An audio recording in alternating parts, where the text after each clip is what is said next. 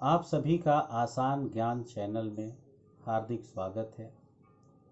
आज मैं सीबीएसई 10वीं व्याकरणिक पाठ्यक्रम में वर्णित रस पाठ पर प्रकाश डालने जा रहा हूँ।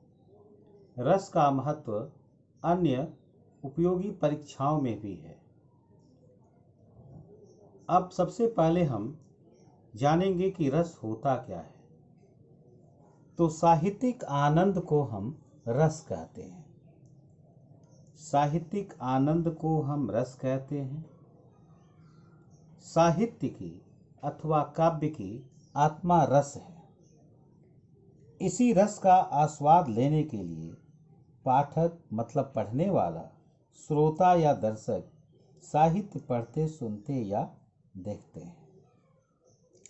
इसलिए संस्कृत के आचार्य विश्वनाथ ने कहा है, संस्कृत के आचार्य विश्वनाथ थे, तो विश्वनाथ ने कहा है कि वाक्यम रसात्मक काव्यम, अर्थात सरस अभिव्यक्ति ही काव्य है।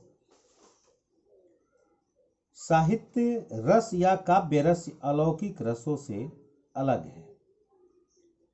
अब नाट्य शास्त्र के प्रणेता भरत मुनि थे और भरत मुनि ने रस की परिभाषा देते हुए लिखा है कि विभावानुभाव व्यभिचारी संयोगाद रस निष्पत्ति ही, अर्थात विभाव अनुभाव व्यभिचारी भाव के संयोग से रस की निष्पत्ति होती है। किसी काव्य को पढ़कर, सुनकर या देखकर, किसी नाटक को, किसी कहानी को पढ़कर, सुनकर या देखकर मन में जिस तरह के भाव आते हैं वही रस होता है।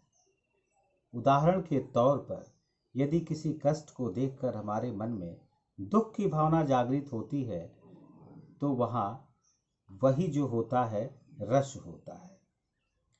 अब आज एक रस के अंग पर मैं प्रकाश डालने जा रहा हूँ कि रस का अंग क्या होता है। तो सबसे पहले रस का सबसे पहला अंग अस्थाई भाव होता है, दूसरा संचारी भाव होता है, तीसरा विभाव होता है और चौथा अनुभाव होता है। अब अस्थाई भाव क्या होता है? तो प्रत्येक मनुष्य के चित्त में जो भाव अस्थाई रूप से विद्यमान होते हैं। अस्थाई रूप से विद्यमान होने का तात्पर्य है कि यदि किसी काव्य को पढ़ करके हमारे मन में हंसी की भावना विद्यमान है तो वही हंसी जो है वो अस्थाई भाव है। यूं तो नाट्यशास्त्र के प्रणेता भरत मुनि ने अस्थाई भाव को 9 माना था, जिसके अनुसार रस भी 9 होते हैं।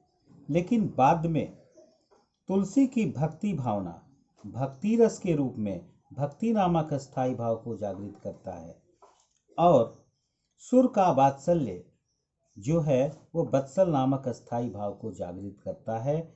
अतः इस समय अस्थाई भावों की संख्या 11 है। अब दूसरा जो संचारी भाव है, इन संचारी भावों की संख्या 33 होती है। अब संचारी भाव होता क्या है? तो संचारी भाव प्रत्येक मनुष्य के मन में उठने गिरने वाला मनोभाव है। वे अस्थाई न होकर क्षणिक होते हैं। इनकी स्वतंत्र सत्ता नहीं होती। ये किसी न किसी अस्थाई भाव के संगी साथी बनकर उनके साथ विचरण करते हैं, उन्हें पुष्ट करते हैं। ये किसी एक अस्थाई भाव के मित्र न होकर अवसर के अनुकूल अनेक अस्थाई भावों का साथ देते हैं। आचार्यों ने इनकी संख्या 33 मानी है। निर्वेद, मद, मरण, मति, हर्ष, असूया, व्याधि आदि। अब इसके बारे में आप लोग समझिए। जैसे मान लीजिए किसी के मन में प्रेम की भावना जगेगी, उसके हृदय में, उसके चित्त में, उसके मन में, उसके अंतःकरण में खुशी विद्यमान होगी, हर्ष विद्यमान होगा। तो करुण रस का, श्रृंगार रस का ये संचारी भाव में एक ये हर्ष भी आता है। अब तीसरा विभाव होता है। और विभाव क्या होता है? तो अस्थाई भाव जागृत करने के कारण, जो अस्थाई भाव जागृत करने के कारक होते हैं वही विभाव कहलाते हैं। अतः साहित्य में व्यक्त संसार ही विभाव है। विभाव के दो भेद होते हैं, एक आलंबन और एक उद्दीपन। आलंबन क्या होता है? तो पर्दे पर, पट पर प्रकट मूल वस्तु को आलंबन कहते हैं। उदाहरण के तौर पर पट पर कृष्ण के प्रेम को देखकर भाव जागृत होता है, अतः राधा और कृष्ण क्या है? आलंबन है।